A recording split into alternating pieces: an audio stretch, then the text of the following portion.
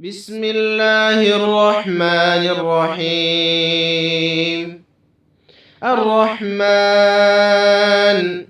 علم القرآن، خلق الإنسان علمه البيان.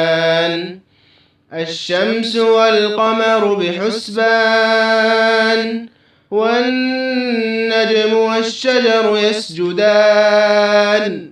والسماء رفعها ووضع الميزان، ألا تطغوا في الميزان،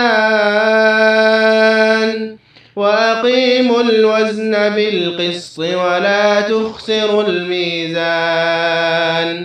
والأرض وضعها للأنام، فيها فاكهة والنخل ذات الأكمام، والحب ذو العصف والريحان.